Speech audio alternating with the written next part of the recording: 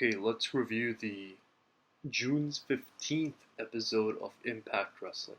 Normally, I don't watch Impact Wrestling, but since I'm doing this whole review thing, let's check it out. So the show opened with a video package from the Against All Odds pay-per-view, where Chris Sabin won the X Division Championship for the ninth time, and they also showed that Alex Shelley became the Impact World Champion, so he finally won the big one, a TNA original.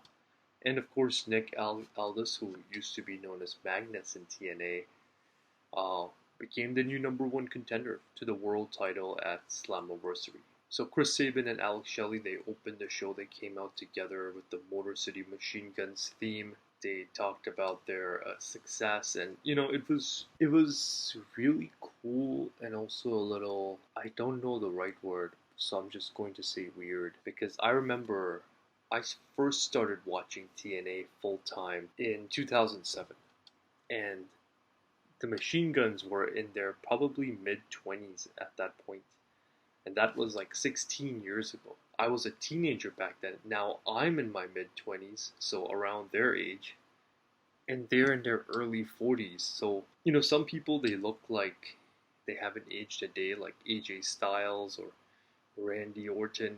Randy Orton in 2022 still looks like how he did in 2009.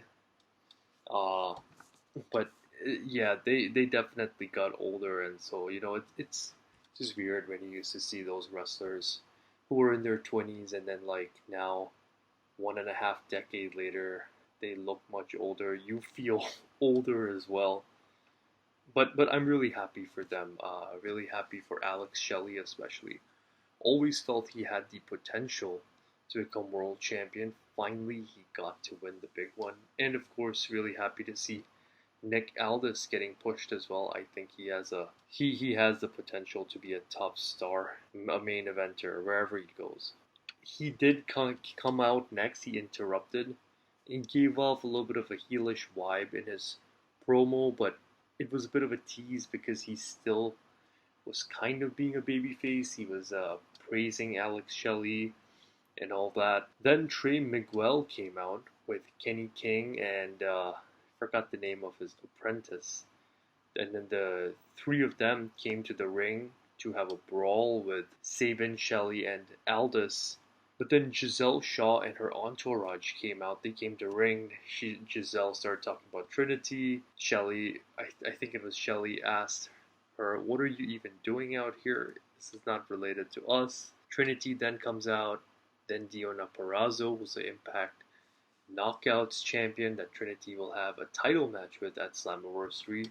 And it's still kind of weird to see TNA call their women's division the Knockouts division. I don't know why they just don't call it the women's division. It's 2023 now. Finally, the director of Authority, Santino Marella, came out and made a 10-person intergender tag team match for later that night with all these people in the ring. So interesting way to start off the show, but it did feel like it carried on for too long and got a little stale, but not the worst way to start off the show. We then see a promo of Steve Maclin backstage, raging about losing the world title. We then get our first match of the night, which is Moose versus Rich Swann. I loved a spot in this match where Rich Swann jumped on the outside, I think, and Moose caught him, and mid powerbomb, he just banged him against the barricade, left, right, left, right. It was unique. But Swann won with a roll up eventually. Moose looked really good in this match, even though he's in his 40s, he still looks really good. He looks sometimes in better shape now than he did when he was in his 30s. We got a Heat promo. This is Heath Slater from WWE. It was a really good promo, and it was just basically him cutting a promo talking about how this is kind of like his time. It looks like he'll be getting a singles push next. We then see another backstage segment where Moose is walking and he's approached by Brian Myers. So it looks like these two will be teaming up to take on ABC for the tag team goal down the line. We then get an in-ring segment with Bully Ray filing a complaint against the president of TNA, Scott D'Amore, for costing him the match at Against All Odds. D'Amore came out, mentioned that the Anthem, which is Impact's parent company, the Anthem board wanted him to take a leave of absence. And then he proceeded to attack Bully Ray. Steve Maclin then came out and attacked Scott D'Amore, but then the lights went out and PCO came and made the save. And so PCO and Scott D'Amore were standing tall, and Scott D'Amore announced that there would be a tag team match at Slammiversary, him and PCO versus Bully Ray and Steve Maclin. Backstage, we then see a segment where Bully Ray and Maclin are walking in the back after what happened in the ring. They encounter Frankie Kazarian and Eddie Edwards as well. We then get a non-title tag team match. It's Decay versus ABC, which, as I mentioned earlier, are the tag team champions. ABC won. ABC, of course, represents the Bullet Club.